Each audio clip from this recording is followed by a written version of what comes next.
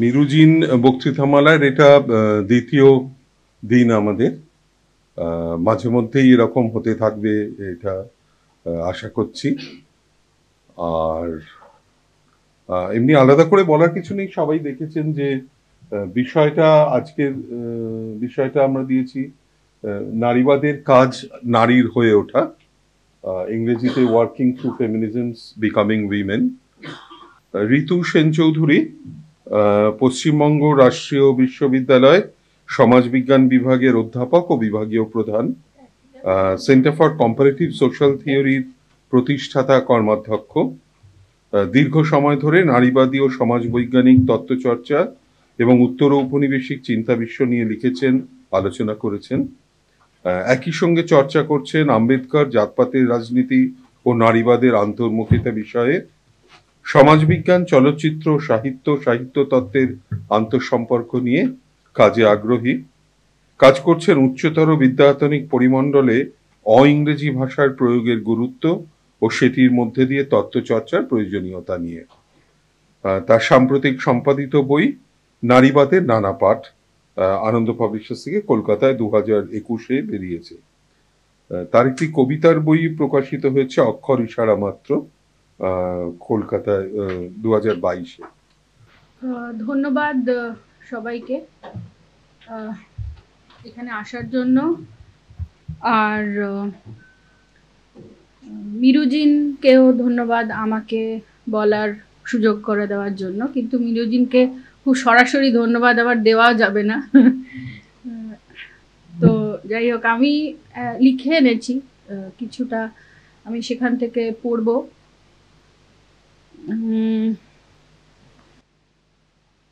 আমার শোনা যাচ্ছে না? আচ্ছা, তো আমার এই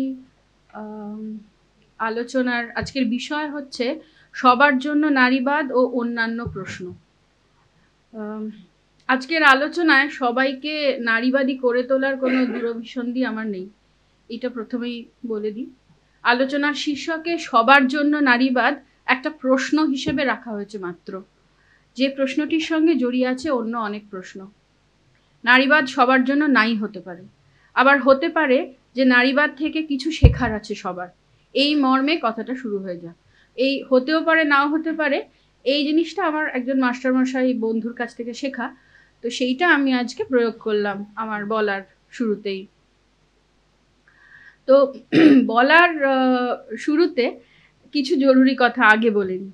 এক, নারীবাদ কোনো ধর্মমত বা কোনো লঘু বাদানুবাদিতার মতো নয়, তাই নারীবাদ বা নারীবাদীরা নিজেদের অপাপবিদ্ধ বলে মনে করেন না। নারীবাদ একদিকে যেমন জ্ঞান চর্চা বা সক্রিয় রাজনীতির একেবারে প্রান্ত থেকে লড়াই চালিয়েছে, তেমন অনেক ক্ষেত্রে মূল স্রোতের লিবারাল বুর্জুয়া ভাবনায় মজে থেকেছে, কখনো আঁকড়ে থেকেছে বিষমকামিতার আকর, কোথাও প্রত্যক্ষ বা পরোক্ষভাবে বাজার অর্থনীতি এবং প্রযুক্তির আগ্রাসনকে আড়াল করেছে, কোথাও রয়ে গেছে চরম ইউরোকেন্দ্রিক বা ব্রাহ্মণ্যবাদী হয়ে। প্রাতিষ্ঠানিক সুযোগ সুবিধা ভোগ করেছে নারীবাদীরা, তবু বারবার নারীবাদের ভিতর থেকেই উঠে এসেছে প্রতিবাদ। আর এই ক্রমাগত তর্ক বিতর্কের নানা মতের ঘূর্ণির মধ্যে চির গতিশীলভাবে বেঁচে থেকেছে নারীবাদ। 2, শুধু নারীর কথা নয়, ভিন্ন ভিন্ন যৌন পরিচিতির মানুষের কথা ছাড়া এই বক্তব্য রাখাই যাবে না। আমি যা আজকে বলবো তা শুধু নারীর কথা নয়, তবে আমার বলার মধ্যে নারী শব্দটা বেশি ব্যবহৃত হতে পারে, তার কারণ যে তত্ত্বগুলির সাথে বোঝাপড়া হবে সেখানে অনেক সময় নারীকে একটা প্রতীক বা রূপক, মেটাফরের মতো করে ভাবা হয়েছে, ব্যবহার করা হয়েছে। 3, এখানে মেয়ে বা নারী শব্দটি কোনো ব্যক্তি চরিত্র নয়, বরং একটা গতানুগতিক পরিচিতি মোড়ক। বাস্তবে অনেক ব্যক্তি নারী ক্ষমতাশীল হলেও ধারণা হিসাবে মেয়ে বা নারী একটা ক্ষমতাহীন অবস্থান। 2000 সালে বেল হুকস ছদ্মনামে, যে নামের অধ্যক্ষর সবসময় ছোট হাতে লেখা হয়, একটা বই প্রকাশিত হয়েছিল, feminism is for everybody, passionate politics. খুবই প্রাঞ্জল ভাষায় একাডেমিক পরিভাষা ব্যবহার না করে হুকস তার বইয়ে সর্বসাধারণের কাছে পৌঁছে দিতে চাইছিলেন নারীবাদের সার্বিক গুরুত্ব। হুকস লিখছেন, patriarchy exploits men, women and people from multiple other sexual orientations. To end patriarchy, another way of naming institutionalized sexism, we need to be clear that we are all participants in perpetuating sexism until we change our minds. সবার কাছে ছিল bell হুকসের আবেদন। Come closer, তিনি লিখছিলেন, see how feminism can touch and change your life and all our lives. Come closer and know firsthand what feminist movement is all about. Come closer and you will see feminism is for everybody. সত্যি কি নারীবাদ সবার জন্য?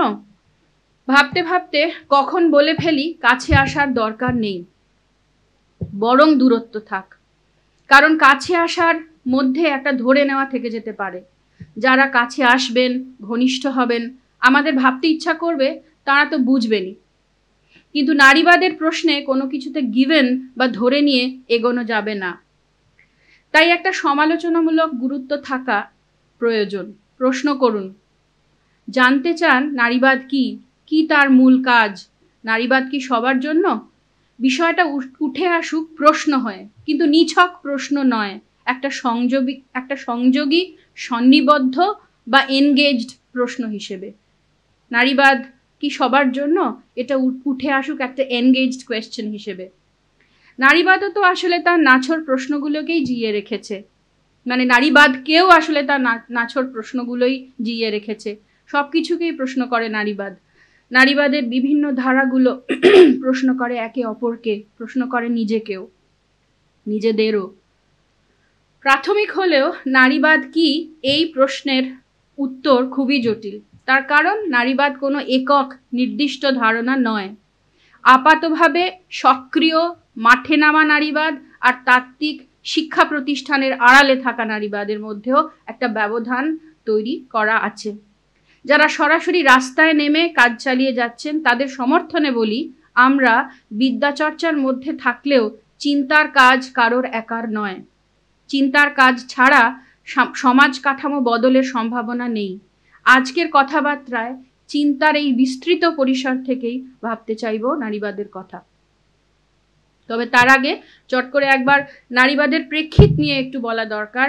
ঊনবিংশ শতকের শেষ থেকে বিংশ শতকের প্রথমার্ধব্যাপী প্রথম তরঙ্গের নারীবাদী আন্দোলনের উদারনৈতিক অভিমুখ জনপরিসরে নির্দিষ্ট কিছু সমানাধিকার স্থাপন করেছিল। তাতে বিশেষ কয়েকটি ক্ষেত্রে নারীরা স্থান করে নিতে পারলেও সার্বিকভাবে নারীর মর্যাদা খুব একটা বৃদ্ধি পায়নি। একদিকে চলেছে গায়ের জোরে বা প্রেমে ভালোবাসায় তার অস্তিত্বকে, নারীর অস্তিত্বকে মা, বোন, স্ত্রী, কন্যার ছাঁচে বেঁধে ফেলার সর্বব্যাপী প্রচেষ্টা। অন্যদিকে পারিবারিক ভূমিকাকেই মুখ্য মেনে জীবনের সব ক্ষেত্রে নারীকে পরিবারের বিধিতেই বিচার করার প্রবণতা।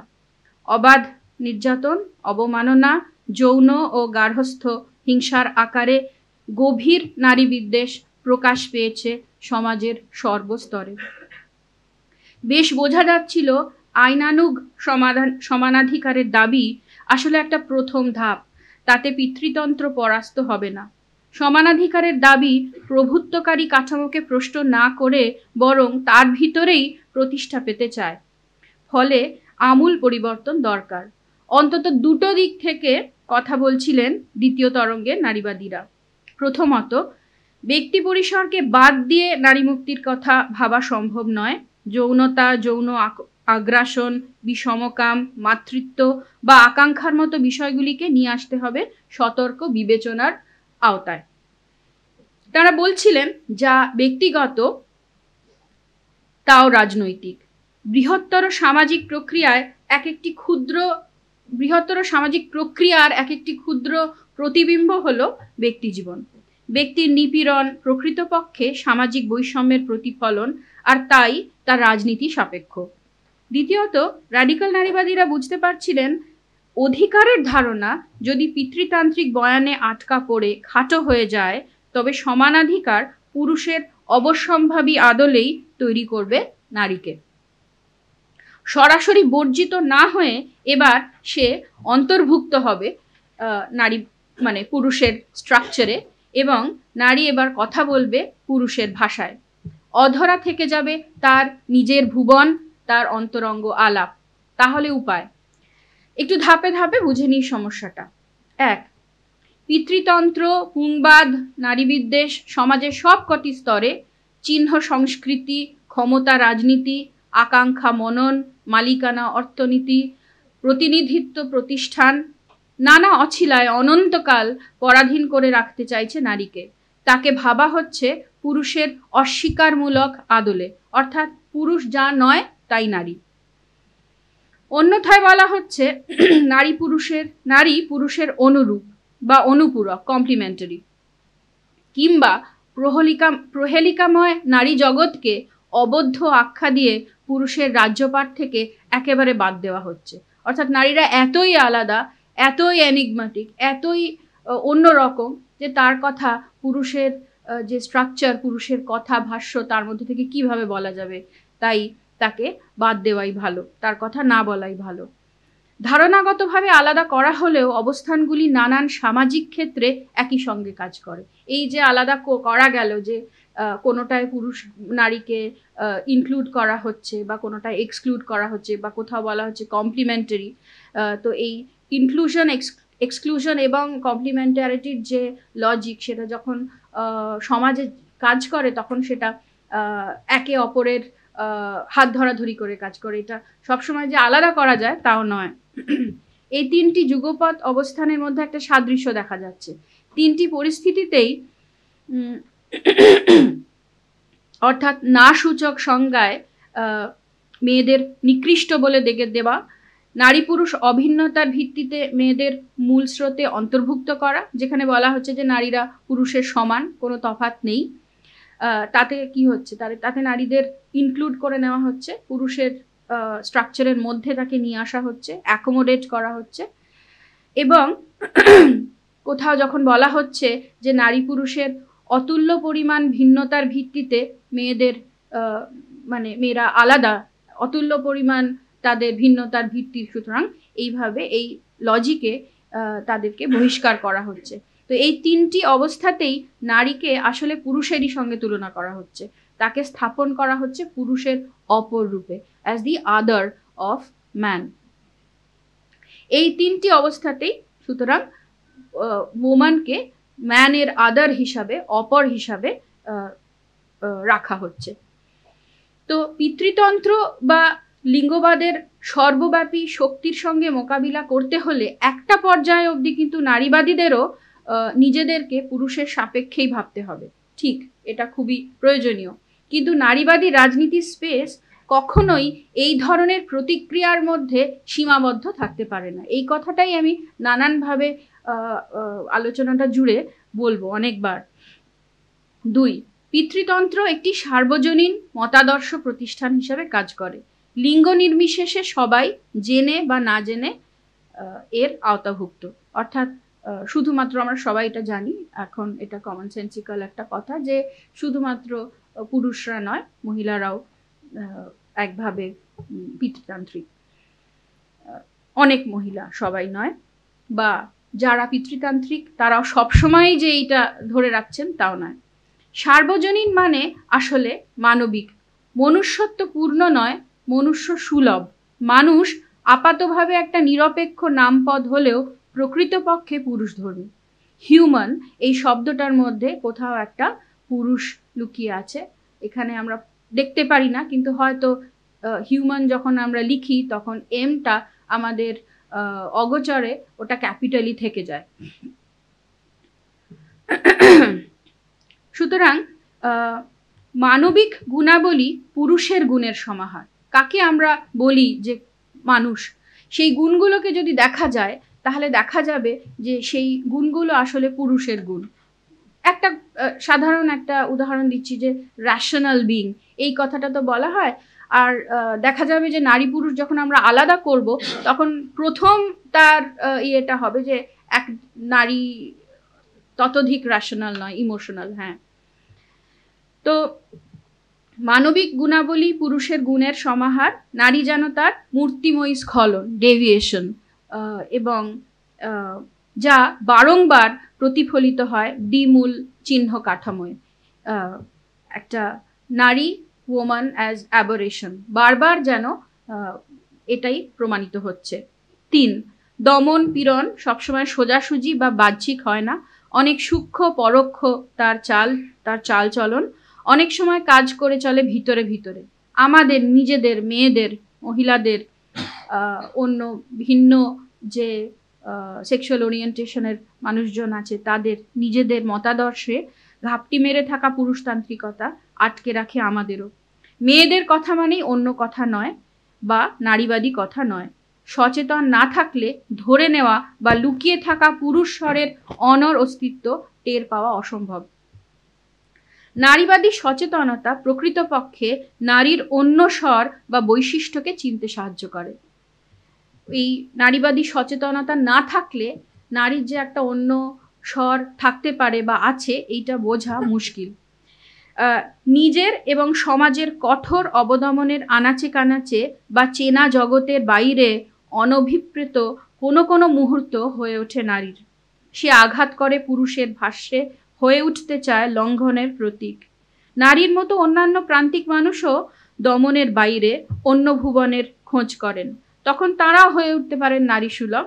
কিন্তু এক্ষেত্রে নারী সুলভ মানে দ্বৈত কাঠামোয় ওই বাইনারির মধ্যে পুরুষের ক্ষমতাহীন অপর নয়।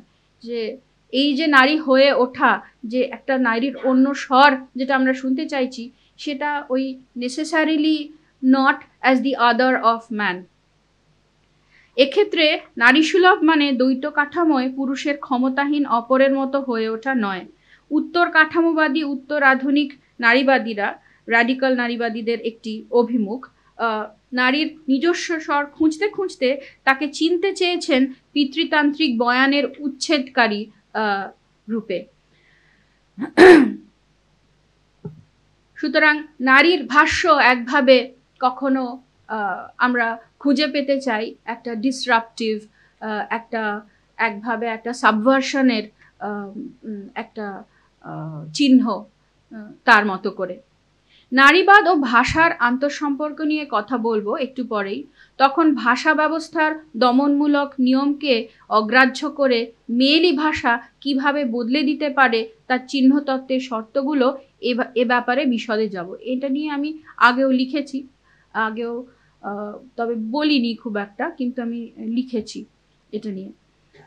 কিন্তু তার আগে লক্ষ্য করি যে যুক্তিক্রমে আমরা এমন একটা জায়গায়, তার আগে আমরা লক্ষ্য করি যে আমাদের এই যুক্তিক্রমে আমরা এমন একটা জায়গায় এসে পৌঁছলাম যেখান থেকে বোঝা যাচ্ছে যে মেয়েদের কথা বলতে বলতে নারীবাদ আসলে ছুঁয়ে ফেলছে প্রান্তিকতার সাধারণ স্তরগুলি। পুরুষ যেভাবে নারীর উপর শাসন করে, ঠিক সেভাবেই দুর্বল জাতির উপর উপনিবেশ কায়েম করে কোনো শক্তিশালী দেশ। প্রাণীকে আয়ত্ত করে, ব্যবহার করে প্রকৃতি এবং প্রযুক্তিকে, ঠিকই, কিন্তু শুধু এটুকু বললে প্রান্তিকতা বোঝার ক্ষেত্রে নারীবাদের গুরুত্ব একভাবে আগ্রাসনের বয়ানকেই পুনঃস্থাপন করবে। অর্থাৎ কথাটা এই নয় যে নারীর মতো অন্য অনেকেই লাঞ্ছিত, নিপীড়িত, এক্সপ্লয়েটেড, এবং এই একটা মিল আছে অনেক প্রান্তিক মানুষের সঙ্গে নারীর, এবং সেই কারণেই নারীবাদ সবার কথা বলবে, কথাটা ঠিক সেটা নয়। কারণ এই যুক্তিতে নারীবাদ বারংবার পর্যবসিত হবে প্রাধান্যকারীর সাথে মোকাবিলা করার হাতিয়ার হিসেবে। তার কারণ হচ্ছে যে নারীবাদ তাহলে এমন একটা যুক্তি যেটা আসলে ওই বাইনারির মধ্যে পাওয়ারফুল এবং পাওয়ারলেস, এইটাকে বোঝার ক্ষেত্রেই বারবার ব্যবহৃত হতে থাকবে, এবং এটা একটা লুপ যেটা চলতেই থাকবে। আর কারণ এই যুক্তিতে নারীবাদ বারংবার পর্যবেসিত হবে প্রাধান্যকারীর সাথে মোকাবিলা করার হাতিয়ার হিসাবে। আর হাতিয়ার তো যে জিনিসটাকে রোধ করতে চাই তার মতোই হতে হবে, যে রোগের যে ওষুধ, এই কথাটা তো আমরা সবসময় বলি। কিন্তু নারীবাদ শুধুমাত্র পিতৃতন্ত্রকে উপড়ে ফেলার বা অপসারণ করার হাতিয়ার যে নয়, আগ্রাসন বঞ্চনার বাইরে এক ধরনের কল্পস্বর্গ, এক ধরনের ইউটোপিয়া, বাইনারি বয়ানকে লঙ্ঘন করে স্বপ্ন দেখায় নারীবাদ। তাহলে কি দৈনন্দিন অত্যাচারের বদলে রঙিন স্বপ্ন? না, তা নয়, সত্যিই তা নয়। শুধু নিপীড়ন, অত্যাচার, হিংসার বিরুদ্ধে আপোষহীন আমৃত্যু লড়াইয়ের সময় খেয়াল রাখা যে এটাই নারীবাদের একমাত্র কাজ নয়, বা এই কাজটা করতে গিয়ে আমরা যেন পুরুষের বয়ানের মধ্যে আটকে না যাই, আমরা যেন খুলে রাখি একটা অন্য ভুবনের, এক অসম্ভব স্বপ্নের সম্ভাবনা সমাহার। এই সম্ভাবনার কথা অনেক দিক দিয়ে ভাবা যায়। আমি অন্য দিক থেকেও ভেবেছি, একরকম পোস্ট হিউম্যানিজমের তত্ত্বের দিক থেকে ভাবার চেষ্টা করেছি।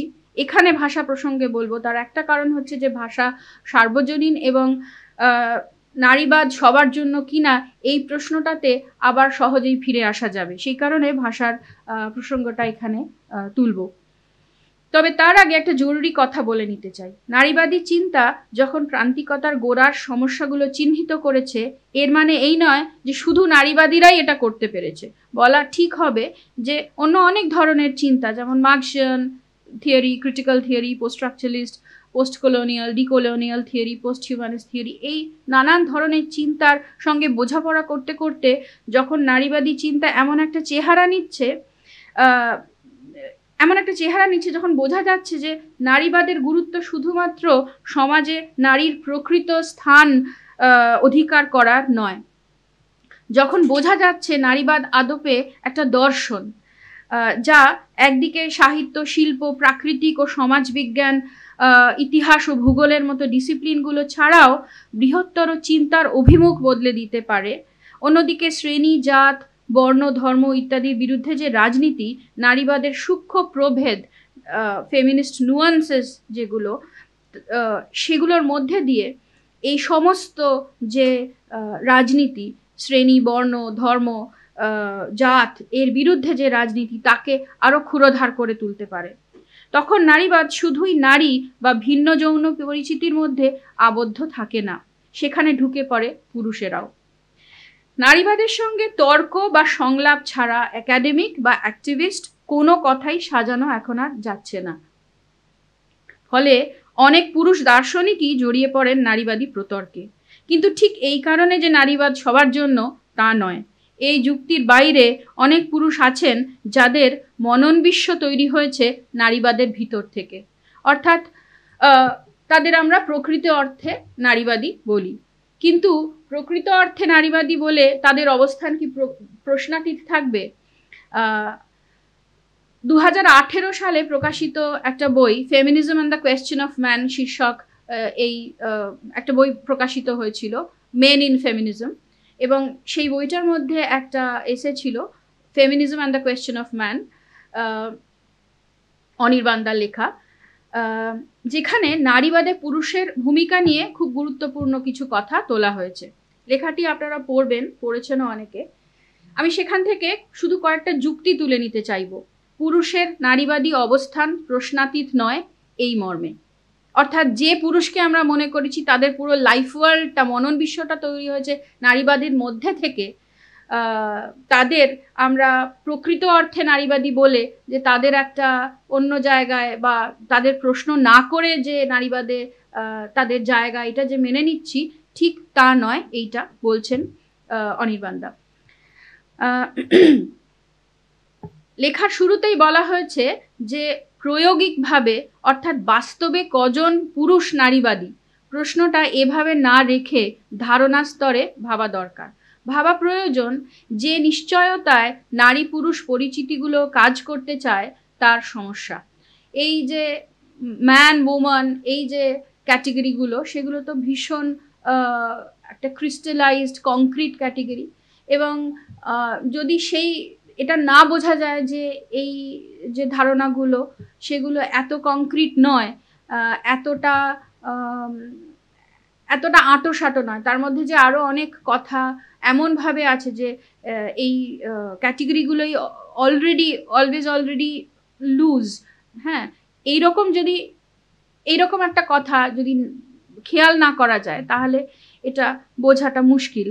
যে খেয়াল রাখার যে কর্তৃত্বকারীর হাত বাড়িয়ে দেওয়া আর ক্ষমতাহীনের অধিকার প্রতিষ্ঠা করা, এই দুটো কথা এক নয়।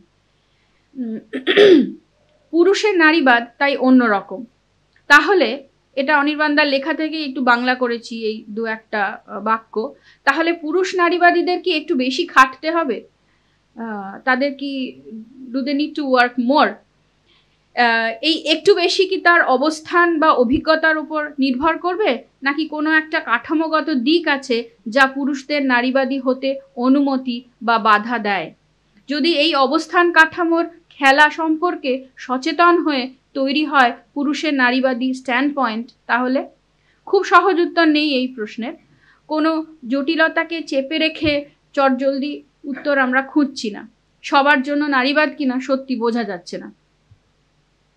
ভাষা, এক্ষেত্রে বাংলায় সঙ্গে নারীবাদের সম্পর্ক কি, এইটায় এবার একটু আসি এই প্রশ্নটায়। মনে রাখি, প্রাধান্য বিস্তারের একটি মূল আকর হলো ভাষা। লিঙ্গ অথবা শ্রেণী, ধর্ম, জাত, বর্ণ ভিত্তিক কর্তৃত্ব যেমনভাবে তৈরি হয়, তেমনভাবে ভাষার মধ্যেই এই যে কর্তৃত্বকারী যে ক্যাটেগরিগুলো, সেগুলো ভাষার মধ্যেই টিকে থাকে এবং ভাষার ব্যবহারের মধ্যে টিকে থাকে। এই রিপিটেশনের মধ্যে বারবার আমরা ভাষার মধ্যে এগুলো বলতে থাকি, আর এটা একভাবে আবার করে রিআইটারেটেড হয়, থেকে যায়। হ্যাঁ, তো এটা দেখার যে সমাজে যা ঘটছে ঠিক যেভাবে ঘটছে তাই নিয়েই ভাষার নির্মাণ। অর্থাৎ ভাষার মধ্যে এমন কিছু নেই যা সমাজে নেই, যা সমাজে ঘটছে না। দৈনন্দিন কথাবার্তা অনায়াসে সমাজের প্রভাবশালী মতাদর্শ, নীতি নিয়ম, ঠিক ভুলের মাপকাঠিতে বেঁধে রাখে আমাদের। ভাষাকে স্বাভাবিক ভেবে আমরা তাকে প্রশ্নাতীত ধরে নিই, অজান্তেই বলে চলি সেই সব কথা যা বললে সমাজ ঠিক যে অবস্থানে আছে তার মধ্যেই রয়ে যাবে, বদলাবে না। রাজনীতির প্রাথমিক শর্তই তো পরিবর্তন, অথচ কথা বলা বা লেখার সময় খেয়াল করি না ভাষার প্রত্যক্ষ ও পরোক্ষ চলনে প্রবাদ প্রবচন, ইঙ্গিত, অভিব্যক্তি, গালিগালাজ, এই সমস্ত কিছুতে ক্ষমতার আশ্চর্য বিন্যাস। একটা উদাহরণে ভাবনাটা আরেকটু ভেঙে নেওয়া যায়। ভাষার খেলায় বারবার এই বিভাজন, ভালো মন্দ, পাশ্চাত্য প্রাচ্য, যুক্তি আবেগ, বিবেচক অর্বাচীন, মানব অবমানব, সূর্যচন্দ্র, কালোর নিরিখে আমরা সাদাকে চিনতে চাই, বোকার বিপরীতে চালাককে, শিখি যা পুরুষালী নয় তাই মেয়েলি। বিভাজনের বাইরে অসংখ্য সম্ভাবনার কোনো আঁচ পাওয়া যায় না প্রাধান্যকারী ভাষায়। অর্থ তৈরির অমোঘ এই প্রক্রিয়ায় প্রতিষ্ঠিত হয় বৈষম্য। দনুক কাঠামোয় একটা দিক সব সময় দুর্বল, অনেকটা মেয়েদের মতো, অকিঞ্চিতকর, প্যারাসাইটিক। পিতৃতান্ত্রিক সমাজে ভাষার টান শিষ্ণকেন্দ্রিক, ক্রমাগত দৃঢ় করে চলে পুরুষের ক্ষমতার ভিত। ভাষার সমস্ত উপাদান নারীকে পুরুষের অপর রূপে সংজ্ঞায়িত করে। ভাষার সমস্ত উপকরণ সততই নারী বিদ্বেষী, বারবার লঙ্ঘন করে নারীর অস্তিত্ব। তবু ভাষা কোনো গভীর চক্রান্তকারী নয়, হয়তো কিছুটা তরল, যেদিকে বয়াবে ভাষাকে বয়ে যাবে সেই দিকে। ভাষাকে অন্যদিকে বইয়ে নিয়ে যাওয়ার স্বপ্ন দেখেন নারীবাদীরা, পাশ কাটিয়ে নয়, মূল স্রোতের সঙ্গে মোকাবিলা করতে করতে এগিয়ে যাওয়া ধাবমান ভয়ানক জলরাশির সামনে অনেকগুলো ছোট ছোট স্রোত মিশে যায়, ছড়িয়ে যায়, হয়তো কখনো পেরিয়েও যায়, সবসময় ঠিক ঠাহর হয় না। নিরন্তর তাদের যুদ্ধ, স্বপ্নের সন্ধান, সংগ্রাম সর্বতই স্বপ্নাশ্রয়ী। স্বপ্ন ছাড়া সংগ্রাম সম্ভব নয়। কিন্তু ভাষার বিরুদ্ধে লড়াই যেন মানচিত্রহীন এক অনন্ত ভ্রমণ। বৈষম্য বর্জিত ভাষার কোনো আদল নেই আমাদের কাছে, আমরা জানি না সেই ভাষা কেমন হবে। স্পষ্ট রূপরেখা দিতে গেলেই তা আবার এসে পড়বে চলতি ভাষার কপলে। এ এক আশ্চর্য কূটাভাস, প্যারাডক্স। যখনই বাস্তব ভাষায় বলতে চাইব কল্পনার কথা, তখনই তা খর্ব হবে। তাহলে কিভাবে নির্দিষ্ট হবে রাজনীতির পথ? নারীবাদীরা হয়তো বলবেন, রাজনীতির পথ সবসময় পূর্ব নির্ধারিত হবে না, বারবার ঠেকে চিন্তা করতে করতে প্রত্যেক দিনের কাজের মধ্যে দিয়ে পথ চলতে হবে। প্রত্যেকটা দিন গুরুত্বপূর্ণ, প্রত্যেকটি পদক্ষেপ রাজনৈতিক। হয়তোবা কতগুলো মুহূর্ত বাঁধাগতে পুরুষালী আগ্রাসনের বাইরে অন্য কোনো সম্ভাবনার ইঙ্গিত, হয়তো কবিতার অবচেতন ইচ্ছের কিছু আভাস যা যা উল্টে দেয় আধিপত্যের বয়ান, হয়তো কোনো সংজ্ঞাহীন প্রলাপ, চরম সুখানুভূতি যা বারবার পরাভূত করতে চায় দুর্বহ দৈনন্দিনকে, নারীর বিশিষ্টতা বা প্রাধান্যকারী ভাষাকে উল্টে দেওয়ার ইচ্ছে। মানে নারীর বিশিষ্টতা সেটাই মানে ওই প্রাধান্যকারী ভাষাকে উল্টে দেওয়ার ইচ্ছে। সচেতনভাবেই ইচ্ছে শব্দটি ব্যবহার করলাম, তার কারণ প্রাধান্যকারী ভাষার বাইরে যাওয়াটা কোনো নির্দিষ্ট কর্মসূচির আদলে ভাবা যাচ্ছে না। নির্দিষ্ট কাঠামোর বাইরে যেতে, নির্দিষ্ট কাঠামো আসলে এই কাঠামোর বাইরে যেতে সাহায্য করবে না। হয়তো খোঁজ বা ইতস্তত যাত্রায় কিছুটা অকপট হতে পারে ভাবনা, কোনোটাই একরৈখিক স্তর পরম্পরায় প্রগতিশীল নয়, যে এই এগিয়ে গেলাম, এই একটু ভালো মানে ভাষার দিকে এগোলাম আমরা, যেটা কিনা এতটা মানে আগ্রাসী নয়, এরকমটা নয়। মানে আগু পিছু হবে, আবার পিছিয়ে যাব কখনো, আবার হয়তো এগোবো। তো এই সুতরাং এটা একরৈখিক স্তর পরম্পরায় প্রগতিশীল নয়, ইউনিলিনিয়ার নয়। অবদমিত অজানার হাত ধরে এ এক অবিশ্রান্ত দ্বিধাগ্রস্ত এদিক ওদিক আগু পিছু ভ্রমণ। তাহলে কি অস্পষ্ট অবচেতনেই মুক্তির আভাস? উত্তর খুঁজতে আরেকবার এক ধরনের একটু আবার ফিরে দেখা প্রয়োজন।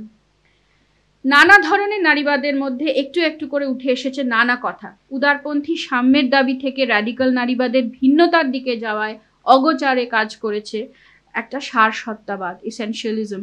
বৈশিষ্ট্যতাকেই যেন র্যাডিক্যাল ফেমিনিজম যেন বৈশিষ্ট্যতাকেই স্থাপন করেছে মর্মমূলে।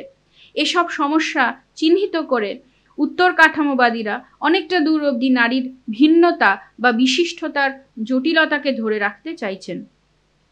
নারীর বিশিষ্টতার কথা ভাবতে গিয়ে উত্তর কাঠামোবাদীরা ভাষা ও মনোসমীক্ষণের সাইকিয়াট্রির প্রতিচ্ছায়ায় এক ধরনের সম্ভাবনা লক্ষ্য করেছিলেন।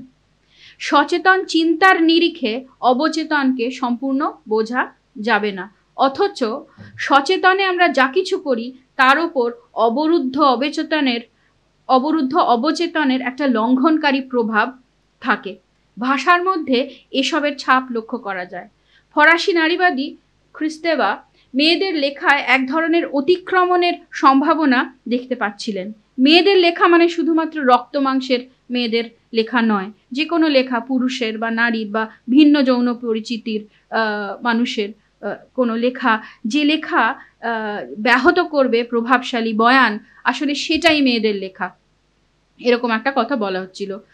নারী এখানে লঙ্ঘনের এক সচল প্রতিমূর্তি। খ্রিস্তেবা অর্থ নির্মাণ প্রক্রিয়ায় দুটো সম্পর্কযুক্ত উপাদানের কথা উল্লেখ করছিলেন, সিম্বলিক, সিমিওটিক। সরল করে বলতে গেলে সিম্বলিক হলো পিতার নিষেধাজ্ঞার মতো প্রাধান্যকারী, চিহ্নকে নিয়ন্ত্রণ করে ব্যাকরণের কাঠামোয়। অন্যদিকে সিমিওটিক ভাষার মধ্যে নিয়ে আসে অবাধ্য উদ্দীপনা, অবরুদ্ধ করে মানে তৈরির পথ। চলতি ভাষার বিপরীতধর্মী দুটো কাজ, এক সচেতন গঠন নিয়ন্ত্রণ, আর অবচেতন আঘাত উৎপাটন। সিমিওটিক ও সিম্বলিকের মধ্যে চলতে থাকে, মানে দুটোই একসঙ্গে চলতে থাকে। এটা এরকম নয় যে এটা বাইনারি, একদিকে শুধু উৎপাটনের কাজ হচ্ছে আর আরেকদিকে মেনে চলার কাজ হচ্ছে। সে কারণে বারবার বলা হয়েছে যেটা কিছু কিছু মুহূর্ত তৈরি হয় যেটা নারীবাদী হয়ে ওঠে, কারণ এবং সবসময় সেই মুহূর্তগুলোকে চিহ্নিত করা যায় না। সেই মুহূর্তগুলো কবিতার মধ্যে তৈরি হয়, কখনো গানের মধ্যে তৈরি হয়, কখনো নানান সুখানুভূতির মধ্যে দিয়ে তৈরি হতে পারে।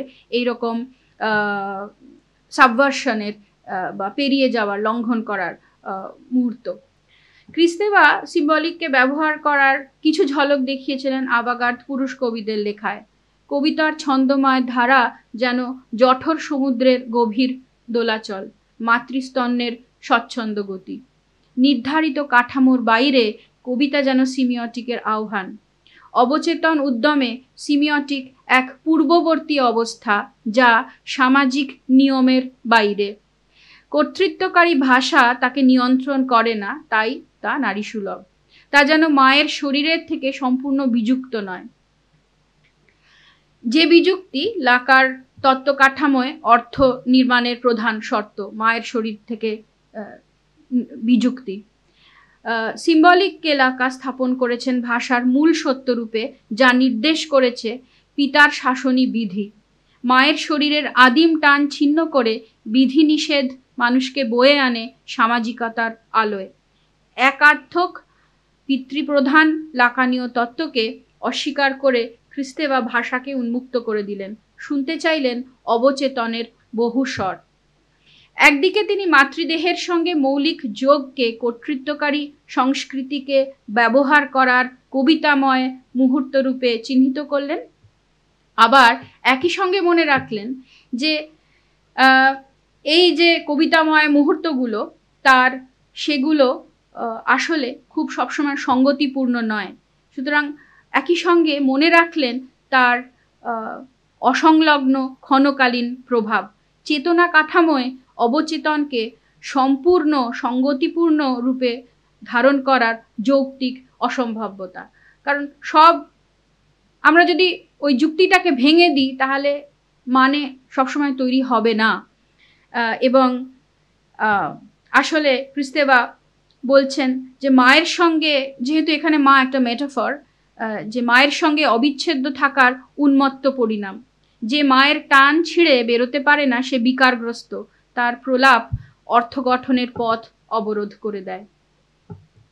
এবং কথাটা হচ্ছে যে এই অর্থ গঠনের পথ যে অবরোধ করা হলো বা করা হতে পারে কোনো একটা মুহূর্তে, সেটা এই অবরোধটাও সম্পূর্ণ নয়, এটাও আবার মুহূর্ত। কোনো সময় এই অবরোধটা হয়, আবার তা হয়তো মিশে যায় প্রধান স্রোতের মধ্যে, কিন্তু আমরা তবুও চিহ্নিত করতে চাইব এই মুহূর্তগুলোকে। ফলে কিন্তু খ্রিস্টেবার যে তত্ত্ব, তার মধ্যে একটা সমস্যা থেকে যাচ্ছে, কারণ সিম্বলিক ও সিমিওটিক আসলে খাপে খাপে বসে যাচ্ছে আমাদের চেনা যুগ্ম ছাঁচে, যে চেতনা অবচেতন, সংস্কৃতি প্রকৃতি, প্রকৃতিস্থ অপ্রকৃতিস্থ, পিতা মাতা।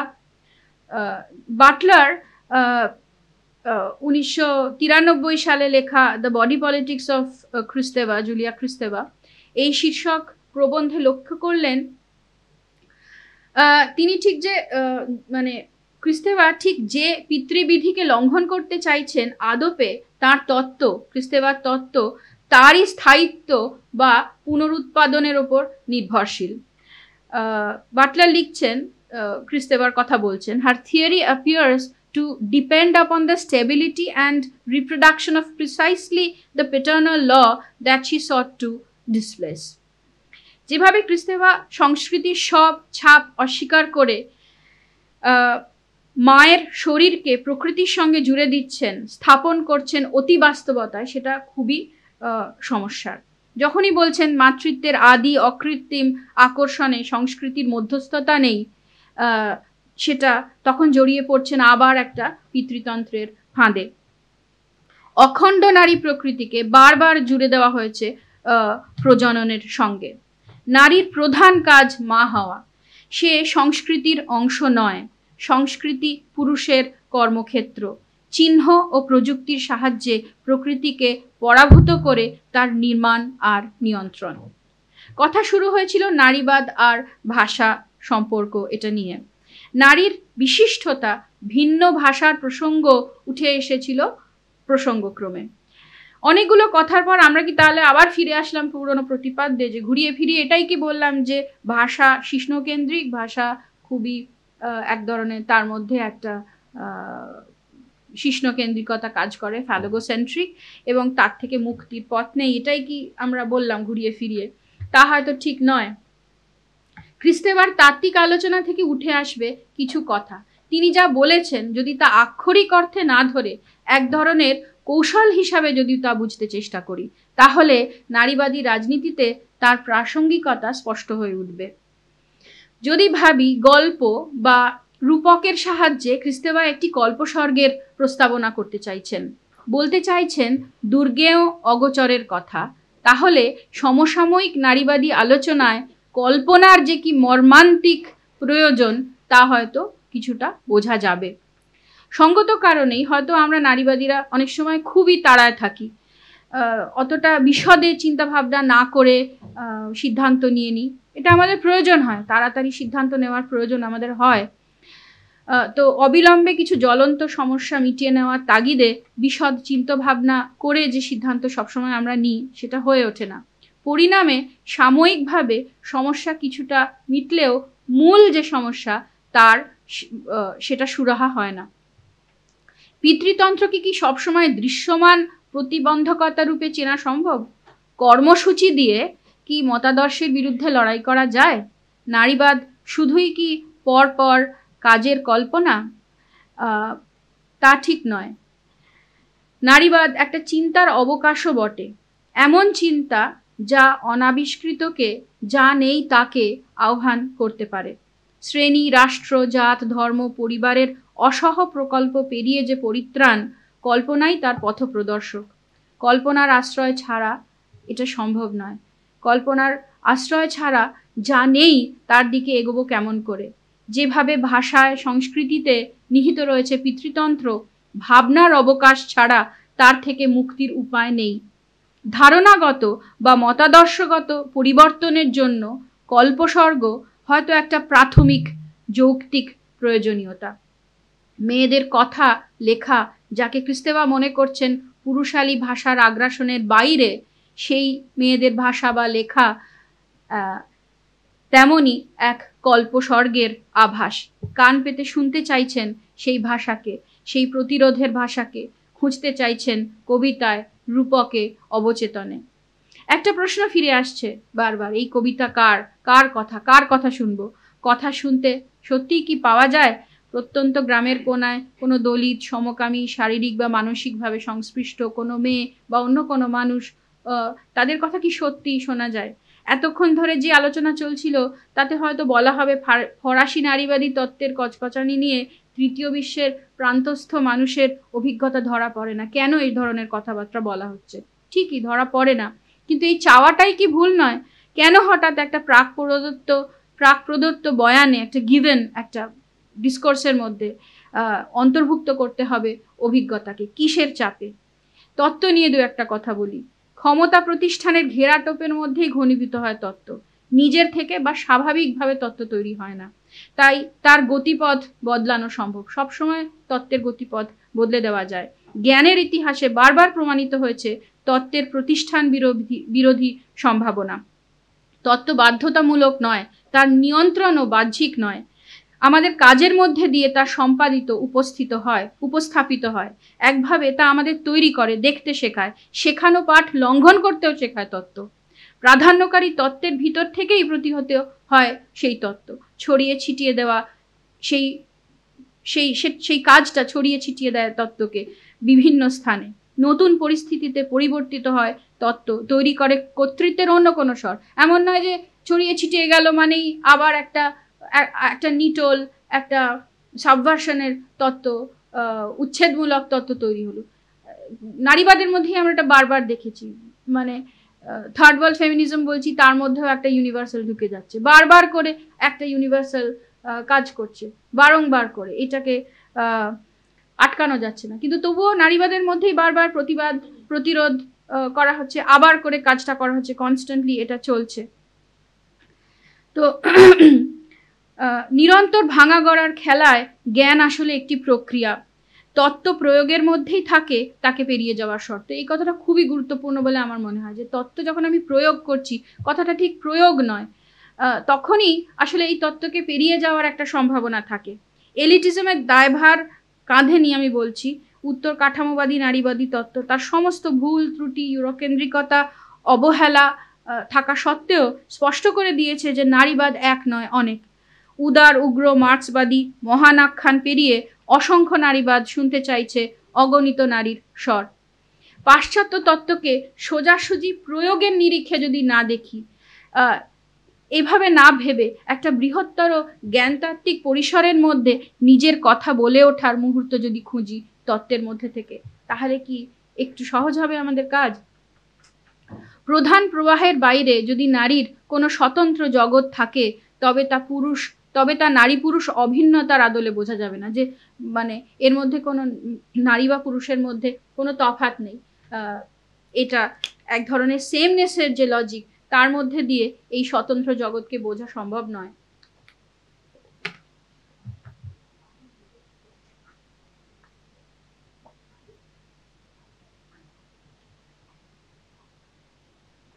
নারী আর পুরুষের পার্থক্যগুলো চিহ্নিত করতে হবে, আর খেয়াল রাখা যে পার্থক্য মানেই বিভেদ নয়। শনাক্ত করতে হবে নারীর নিজস্ব স্বর। আবার সমস্যা, কিভাবে শুনবো সেসব উচ্চারণ, কিভাবে পৌঁছবো নারীর বিশিষ্টতায়? সরাসরি এটা কি একটা মানে একভাবে প্রত্নতাত্ত্বিক কোনো কাজ, যে খুঁড়ে বার করবো নারীর অশ্রুত আখ্যান? কিভাবে পড়বো? পড়া মানেই আবার এক ধরনের রূপান্তর, যা অশ্রুতপূর্বকে নিয়ে আসে শোনার আওতায়, পরিচিত ভাষ্যের আচ্ছাদনে, মূল স্রোতে নিয়ে আসে। যেই মুহূর্তে আমি বললাম যে এই দেখো এইটা নারীর স্তর, সেই মুহূর্তে কিসের মধ্যে বললাম? মূল ভাষার মধ্যে, মূল স্রোতের ভাষার মধ্যে বললাম। মূল স্রোত কি তাহলে ভিন্ন ভিন্ন স্বরকে বোধগম্য করে তোলার একটা ভিত্তি নয়? মানে মূল স্রোতের সঙ্গে বোঝাপড়া না করে কি করে কাজটা করব? নিশ্চয়ই মূল স্রোত সর্বকর্তৃত্বময়, তার প্রভাবেই ভিন্ন স্বরের মানে তৈরি হয় আর তারা প্রাসঙ্গিক হয়ে ওঠে। এই যে আমরা এত বলি দলিতের কথা, নারীর কথা, চ্যালেঞ্জড মানুষের কথা, কুয়ার মানুষের কথা, কিভাবে বলি? মূল স্রোতের কথার মধ্যে দিয়ে বলি। আর এই কথার মধ্যে দিয়ে যখন বলি, তখন আসলে ওই কথাগুলো মূল স্রোতের টানে একটু বদলেও যায়। তো যে কথা কখনো শোনা যায়নি তাকে শোনার শর্তেই তো বুঝে নিতে হবে, আর সেই শোনার শর্ত তো মূল স্রোতের। যেসব ধারণাকে চলতি ছকে ফেলা যায় না তা অধরাই থেকে যায়। এই প্রক্রিয়া অনিবার্যভাবে অসম, ফলে পড়তে গেলেই সংকুচিত হয়ে যায় নারীর, এবং এই যুক্তিতে সমস্ত নিম্নবর্গীয় মানুষের কথা সংকুচিত হয়ে যায়। তাহলে কি প্রান্তিক স্বর চাপা পড়ে থাকবে চিরকাল? কেন? এই আশঙ্কার উল্টো পিঠে আছে আরও এক উদ্বেগ। সংক্রমণহীন মেয়েলি স্বর কি আদৌ থাকা সম্ভব? আনমিডিয়েটেড একটা ফেমিনাইন একটা কথা, ভয়েস, দলিতের আনমিডিয়েটেড ভয়েস, এরকম কি আছে? এরকম কি আমরা এটা কি চাইছি? আমরা এরকমভাবে খুঁজতে চাইছি কি? তার মানে অপাববিদ্ধ নারী সত্তার রোমান্টিকতায় আমাদের দৈনন্দিন অভিজ্ঞতা, চিন্তা ভাবনার গভীর গোপনে লুকিয়ে থাকা যে পিতৃতন্ত্রের চিহ্নগুলো, সেগুলো মুছে যেতে পারে। আমরা চাইছি না, কিন্তু বুঝতে পারছি না। বলছি যে এই দেখো আমাদের স্বর, এইটা আমাদের কথা, এবং এই যখন বলছি তখন আসলে আমরা অনেকটা অ্যাকোমোডেটেড হয়ে গেছি। সামাজিক ক্ষমতা অর্জন করতেও আসলে তো নারীরা, এটা তো মানতে হবে যে নারীরা প্রাণপণ লড়াই চালাচ্ছেন মূল স্রোতের অংশীদার হওয়ার জন্য। একটা ঘটনা আমি উল্লেখ করব, এবং এই ঘটনাটা দিয়ে সেজুতি এটা নিয়ে কিছুটা বলেছে, এবং যে ঘটনাটা নিয়ে আমরা আসলে সবাই চিন্তিত, ভীষণ, শুধু চিন্তিত নয়, মানে আসলে খুব আঘাতপ্রাপ্ত আমরা সবাই। কিছুদিন আগে ঘটে যাওয়া আরজি করের মর্মান্তিক ঘৃণ্য কাণ্ডের প্রতিবাদে কলকাতার রাস্তায় গত 14 তারিখ মধ্যরাতে মেয়েদের জমায়েতের ডাক দেওয়া হয়েছিল। তারপর যা ঘটেছিল তা বর্ণনার ঊর্ধ্বে, অবর্ণনীয়। ইংরেজিতে একটা শব্দ আছে ইনএফেবল, সেটা যে মানে too great, or something extreme to be expressed or described in words, ineffable. জমায়েতের ডাকে অসংখ্য মহিলা পুরুষ নেমে এসেছিলেন রাস্তায়। যদিও এটা মেয়েদের জমায়েত, নারী আন্দোলনের একটা পরিচিত স্লোগানকে, যেটা রিক্লেম দ্য নাইট, এর আদলে বা কর্মশক্তির কথা মাথায় রেখে এটা মেয়েদের ডাক ছিল, তবু পুরুষেরা এসেছিলেন। কেউ এসেছিলেন সমর্থনে, কেউ নিজেদের পুরনো অন্যায় মুছে ফেলার সুযোগ হিসাবে এসেছিলেন যোগ দিতে এখানে। আবার কেউ কেউ এত মেয়েদের একসাথে পেয়ে একটা ঠেলাঠেলি করার জন্য কিছু পুরুষ এখানে এসেছিলেন। তো এটা নিয়ে অনেক কথা বলার থাকলেও এই মুহূর্তে এই পরিসরে সেটা বলছি না। ভারতে আগেও এই ধরনের, মানে reclaim the space, reclaim the night, এই ধরনের অনেক আন্দোলন আগেও ঘটেছে। 2011 সালে মানে দিল্লি গ্যাংরেপের 3 বছর পরে একটা বই লেখা হয়েছিল, why loiter, women and risk in Mumbai streets. এটা শিল্পা ফাদকে, সামিরা খান, শিল্পা রানাডে, এরা তিনজন মিলে এই বইটা লিখেছিলেন। এবং এটা ওই বম্বেতে ওরা 3 বছর ধরে কাজ করে এই বইটা, মানে 3 বছর ধরে রিসার্চের ফলে যে মেয়েরা কি ধরনের অসুবিধা ভোগ করছে বা কিভাবে তারা অসুবিধা ভোগ করলেও আবার রাতে স্পেসটায় ঘুরে বেড়াতে পারছে, এইরকম একটা বই লেখা হয়েছিল, খুবই গুরুত্বপূর্ণ বই। এবং ওই এটা একটা হ্যাশট্যাগ, একটা সিম্বল হয়েছিল, যেটা পরে আসলে সোশ্যাল মিডিয়াতে একটা ঝড় তুলে দেয়। এবং তখন বিভিন্ন কোণা থেকে বিভিন্ন মহিলারা they came up with posts, picture, stories, posters, নানান রকম জিনিস তখন তৈরি হয়। এবং কিভাবে তারা আসলে পাবলিক স্পেসকে, জনপরিসরকে রিক্লেম করতে পেরেছিলেন বা করবেন, সেই নিয়ে তারা লিখতে শুরু করেন, কথা বলতে শুরু করেন। এবং এটা একটা মানে খুব ইন্টারেস্টিং টার্ন। ভারতীয় নারী আন্দোলনের যে ধারাটাকে যদি যারা ফলো করছেন, দেখছেন, সেখানে দেখা যাচ্ছে খুব একটা ইন্টারেস্টিং টার্ন, একটা খুব অন্যরকম আকার ধারণ করলো নারী আন্দোলন। এটা একরকম কিছু ফিজিক্যাল এবং ভার্চুয়াল স্পেস তারা অ্যাকোয়ার করতে চায়, রিক্লেম করতে চায়, এই মর্মে একটা কথা শুরু হতে থাকলো। এবং মেয়েরা আসলে মনে করলেন যে, বলতে শুরু করলেন যে এই যে পাবলিক স্পেস যেটাতে তারা সবসময় প্রতিহত হয়েছেন, সবসময় হ্যারাস্ট হয়েছেন, সেটা তাদের একটা মানে তাদের একটা পারস্যুট অফ প্লেজার। সেখানেও যে তারা আনন্দ করতে পারেন, যা খুশি করতে পারেন, যেতে পারেন, বেড়াতে পারেন, যেটা সে যদি বলছিল, সেই রকম একটা জায়গা হিসাবে হয়তো তারা কেউ ভাবতে মানে করতে পারেননি, কিন্তু মানে ভাবনাটা সেই সময় থেকে উঠে এসেছিল। এবং এর সঙ্গে নানান রকম অন্য কতগুলো, আমি ঠিকগুলো মুভমেন্ট বলবো না, কিন্তু আবার বলবো যে 2015-16 সালে পিঞ্জরা তোর, হিডেন পকেটস, এগুলো দিল্লিতে, ওয়াই লয়টার মুম্বাইতে, কিস অফ লাভ, হয়তো কিছুটা হোক কলরবের মধ্যেও এরকম কিছু স্পেসেস তৈরি হয়েছে, ব্ল্যাক নয়েজ ব্যাঙ্গালোরে এই ধরনের মুভমেন্টস তৈরি হয়েছে। এবং এখানে বারবার দেখা গেছে যে সোশ্যাল মিডিয়া, সেটা একটা ইন্টারনেট, একটা মাউথ পিসের মতো করে তৈরি হয়েছে। এই মেয়েরা কিন্তু সবসময় যে একটা পিটিশন পলিটিক্সের উপর খুব ভরসা রাখছেন তা নয়, এটা নিজেদের মতো করে নিজেদের সমস্যাটা মেটাবার চেষ্টা করছেন।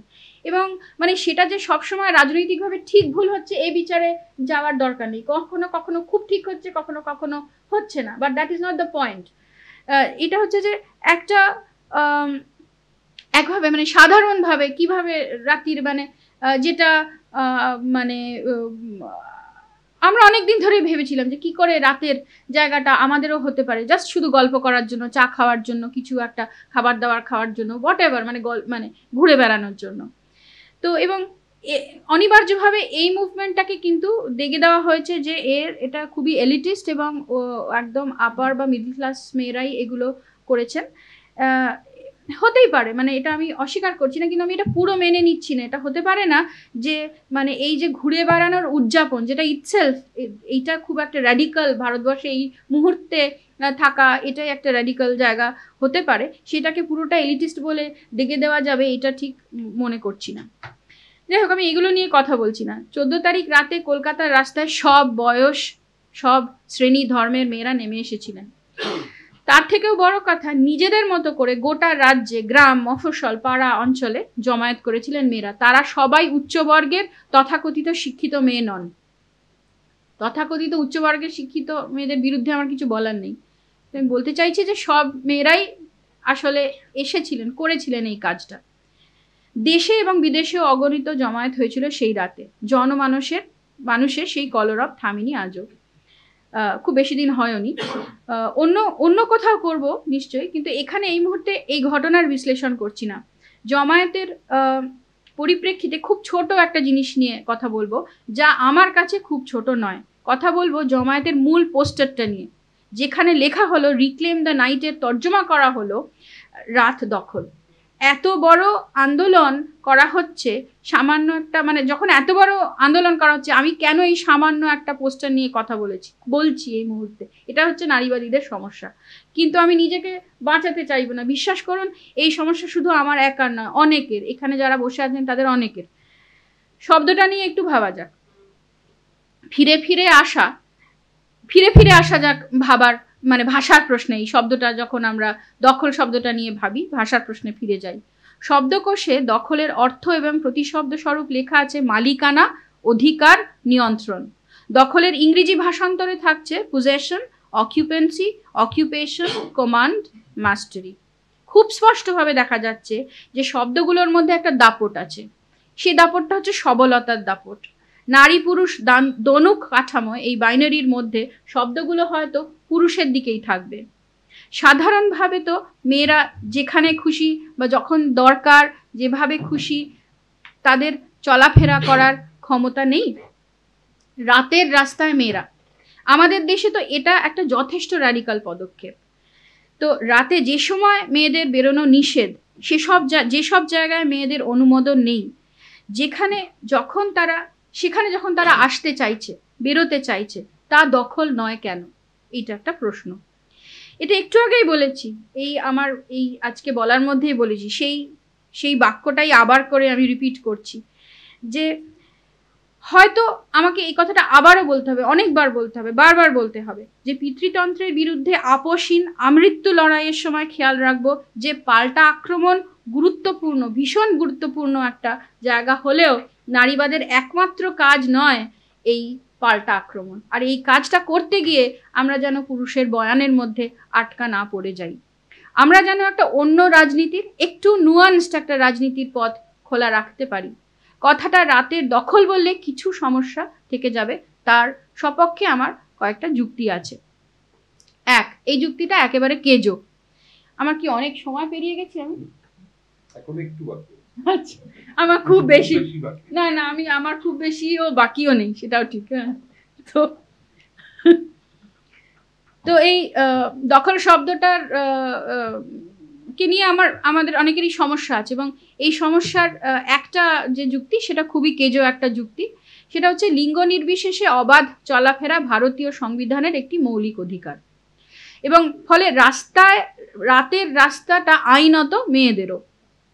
দখল করার প্রশ্ন উঠছে না। নারী বিদ্বেষী পিতৃতান্ত্রিক সমাজ কাঠামোয় মৌলিক অধিকার কায়েম করা যায়নি। আমাদের রাজনৈতিক দায় সেই অধিকার কায়েম করার। ফলে রাতের জমায়েত আমাদের মৌলিক অধিকার কায়েম করার লড়াই। সমানাধিকার কায়েম করার লড়াইকে একটা র্যাডিক্যাল দাবি ধরে নিলে সমস্যা হবে। অধিকার প্রতিষ্ঠা করাকে দখল করা বলায় একভাবে এই যে একটা লিবারাল কাজকে র্যাডিক্যাল বলে দাবি করা হচ্ছে যেন, তাতে সত্যিকারের র্যাডিক্যাল দাবিটা চিহ্নিত করা যাবে না কিছুতে। এবার একটু উল্টো দিক থেকে ভাবি যে প্রকৃতপক্ষে সমানাধিকারের দাবির মধ্যেই নিহিত আছে একটা র্যাডিক্যাল দিক। কারণ পিতৃতান্ত্রিক নারী বিদ্বেষী সমাজ কাঠামোয় সাংবিধানিক সমানাধিকার একটা কথার কথা, একটা লিপ সার্ভিস। সমাজের কাঠামোগত পরিবর্তন না ঘটলে সমানাধিকার কায়েম করা যাবে না। পরিস্থিতিটা এতই সঙ্গীন যে সমানাধিকারের মতো লিবারাল দাবি উঠে আসছে র্যাডিক্যাল হয়ে। লিবারাল কাজটাই যে অধরা থেকে গেছে, দখল শব্দটা তারই একটা প্রতিফলন। দখল শব্দটা যেন কাজ করছে একটা সিমটমের মতো, ফলে শব্দটাকে পুরো নাকচ করা যাচ্ছে না। দখল করার রাজনীতি আসলে ইনভার্সনের বা উল্টো করে দেওয়ার রাজনীতি। শব্দটার মধ্যে যে দাপট সেটা কাঠামোকে উল্টো করে দিতে কাজে লাগবে, কিন্তু মুশকিল এটাই দখল শব্দটির মধ্যে দিয়ে পাল্টে দেওয়ার কথাটা হয়তো পর্যবসিত হবে উল্টে দেওয়ার কথায়। হ্যাঁ, ইনভার্সনটা আসলে মানে চেঞ্জ বা একটা আমূল কাঠামোগত চেঞ্জে পর্যবসিত হবে। একেবারে গোড়ার থেকে বদল না হলে, ব্যবস্থা পাল্টে না গেলে সত্যি কি কোনদিন মেয়েরা সমানাধিকার পাবে? পুরুষদের কথা ছেড়ে দিন, মেয়েরাও কি বুঝতে পারবে সমানাধিকার মানে আসলে কি? কিন্তু যদি দখল বলে লেবেল করা হয় তাহলে কাঠামো বদলানো যে প্রায় অসম্ভব। এটা মনে রাখতে হবে যে দখল একটি প্রতিক্রিয়া, প্রয়োজনীয় প্রতিক্রিয়া, কিন্তু শেষ কথা নয়। আরজি করের কাণ্ডে স্ফুরিত হওয়া এই সামাজিক আলোড়ন নারী আন্দোলনের চেহারা নেবে কিনা জানি না। এক্ষেত্রে নারীবাদী আন্দোলনের সম্ভাবনাও তেমন নেই বোঝা যাচ্ছে। তবে যে কোনো নারীবাদী আন্দোলনকে যদি সুদূর প্রসারী করে তুলতে হয় তাহলে আরও কিছুটা চিন্তার প্রয়োজন, যেটা আমি বারবার বলে আসছি। নারীবাদীরা চাইবেন পুরুষ শাসিত সমাজে নারীর যথার্থ স্থান দখল করে নিতে। স্থানাধিকারের এই খেলায় তারা অজান্তেই জড়িয়ে পড়বেন খেলার নিয়মে। বুঝতে পারবেন না যে স্থান দখল করা গেল তা আসলে আগে থেকে তার জন্য নির্দিষ্ট করা ছিল। যা নির্দিষ্ট হয়েছে দ্বিবিভাজিত যৌন ভিন্নতা নিরিখে তা সর্বতই বৈষম্যমূলক। এমন যৌন ভিন্নতা কি ভাবা যায় যা যুগল পরিসরের ঊর্ধ্বে? ম্যাসকুলিন, ফেমিনিন, বাইসেক্সুয়ালিটি, হোমোসেক্সুয়ালিটি এসবেতেই দুইয়ের বিন্যাস, তাকে অতিক্রম করা কি সম্ভব? এমন কোনো কল্পনা যা অযৌন নয় কিন্তু অনন্ত যৌন? জাক দেরিদার একটা এই কল্পনার নাম দেবেন voice, multiplicity of sexually marked voice. তা যেন বহু অশনাক্ত যৌন চিহ্নিত কণ্ঠের কলতান। দুইয়ের বদলে বহু নয়, দ্বিবিভাজনের আগে, তার আগে কোনো একটা অনির্ণিত যৌনতা। এই প্রাগভাবী ভয়েস কল্পস্বর্গের বৈশিষ্ট্য, বহুত্বের সচল প্রতিফলন। দুইয়ের অনিবার্যতার মধ্যে দিয়েই পৌঁছতে হয় বা পৌঁছানো যায় না এই বহুত্বে। আবার এই দুই পূর্ব অভিজ্ঞতাও বহন করে বহুত্বের সম্ভাবনা। ভয়েস, দেরিদা বলেন, শরীর থেকে বিচ্ছিন্ন, অনির্দিষ্ট থেকে উৎসারিত হয়ে তা ছুটে যায় অন্য সব অনির্দিষ্টের দিকে। এই চলাচলের মধ্যে অবস্থিত থাকে শরীর, কিন্তু ভয়েস তাকে আঁকড়ে ধরে না, নির্ভর করে না তার অবস্থানে। দুইয়ের নিয়মে ভয়েস বাধাপ্রাপ্ত হয় না। অগণিত কণ্ঠের সম্মিলিত স্বরে শোনা যায় বহু বিধির অনুরণন, অশ্রুতিগোচরকে নিয়ে আসে শ্রবণের সম্ভাবনায়। কিন্তু আবারও এই অতিক্রমণ বা লঙ্ঘনের কোনো মূর্ত রূপরেখা আমাদের কাছে নেই। এটা লঙ্ঘনের একটা কল্পনা মাত্র, যে কল্পনা ছাড়া বাস্তবকে অতিবাহন করাও আসলে অসম্ভব। বাস্তবকে অতিবাহন করতে গেলেও একটা কল্পনার প্রয়োজন। শরীর থেকে বিচ্ছিন্ন হয়ে অগণিত কণ্ঠের বহুবিধ অনুরণনের কল্পনা কি শেষমেশ নারীবাদকে সবার জন্য করে তুলতে পারল? হয়তো নয়। যে অসহ দৈনন্দিনের প্রতিনিয়ত মোকাবিলায় উত্তেজিত হয়ে আছে মন শরীর, তাকে কি এত সহজে কল্পস্বর্গে প্রত্যয়ী করে তোলা সম্ভব? হয়তো এ কথাটা নানাভাবে বলে যাওয়াই একটা কাজ, কিন্তু সবাইকে একটা নির্দিষ্ট কথার দিকে টেনে আনাটা কাজ নয়। তবু যদি কেউ কখনো মনে করেন যে নারীবাদ থেকে সবার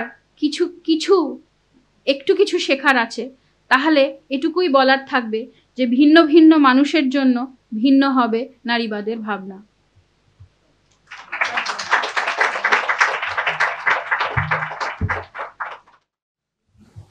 অনেক ধন্যবাদ। আর আমি খুব একটা বলছি না, কারণ এটা তো খুব ধরে ধরে গুছিয়ে ভালো করেই বলা হয়েছে কথাটা। শুধু খেয়াল রাখি যে এটা খুব ইন্টারেস্টিং যে সবার জন্য নারীবাদ ও অন্যান্য প্রশ্ন, আসলে ওই সবার এই কথাটা মানে কি, এবং সবার মধ্যে লুকিয়ে থাকা একরকম ইউনিভার্সালিটি, আবার তার সঙ্গে তার মধ্যে যে বিপরীত ধর্মী বিভিন্ন জিনিসগুলো কাজ করে তাদের জন্যও কিনা, এই একভাবে নারীবাদের ধারণাটাকেই তার ভেতরের বিভাজনগুলোকে দেখা এবং সেই বিভাজনের মধ্যে থেকে কত রকম ভাবে ভাবা যায় নারীবাদ এবং নারীবাদে অংশগ্রহণ, এই কথাটা তো খুব ভালোভাবেই উঠে এলো আমার মনে হচ্ছে। এবং অনেকগুলো প্রশ্ন এসছে। একটা খুব গুরুত্বপূর্ণ মনে হচ্ছিল যে পিতৃতন্ত্রের প্রতিক্রিয়া হিসেবে নারীবাদী রাজনীতি নাকি তার বাইরে, এবং তার বাইরে যদি ভাবতে হয় সেক্ষেত্রে কল্পনা এর ভূমিকা, এবং হয়তো কল্পনার কথা যদি ভাবতে হয় তাহলে ভাষার ভূমিকা, যে ভাষায় কল্পনা যার মধ্যে দিয়ে তৈরি হয় এবং তার মধ্যেই এবারে আবার ঘুরে আসে যে ওই পিতৃতন্ত্রের ভিতর থেকে তৈরি হওয়া কল্পনা, তৈরি হওয়া ভাষা, তার ভিতর থেকে কিভাবে পিতৃতন্ত্রের বাইরে বেরিয়ে যাওয়াটা কল্পনা করা যায়, তাকে উচ্চারণ করা যায়, এই প্রশ্নগুলো। এবং এর মধ্যে থেকে যেটা ওই পুরুষের জন্য নারীবাদের ক্ষেত্রে আমরা ভাবছিলাম যে নারীবাদ পুরুষের জন্য কিনা, প্রশ্নটা এটা নয়, কথাটা এটা যে পুরুষের জন্য নারীবাদটা কি রকম, সেই নারীবাদ কি নারীর জন্য যে নারীবাদ সেই রকম, না সেটা অন্য রকম। সেই প্রশ্নটা আরো অনেক অনেক বিস্তৃত হয়ে এইখানে কথাটা চলে এলো যে সবার জন্য নারীবাদ যদি ভাবি, সেক্ষেত্রে প্রত্যেকের জন্য নারীবাদ যেন আলাদা। সেই মানে ভিতর থেকে ভিন্নতা চিহ্নিত যে নানান নারীবাদ, তার কত রকম উদযাপন করা যেতে পারে, সেইটা হয়তো ভাবার একটা সম্ভাবনা এখানে বলা হচ্ছে। তবে এটা এটা এটা এটা মানে একটা দিক আমি ভেবেছি, অনেকগুলো কথা উঠেছে।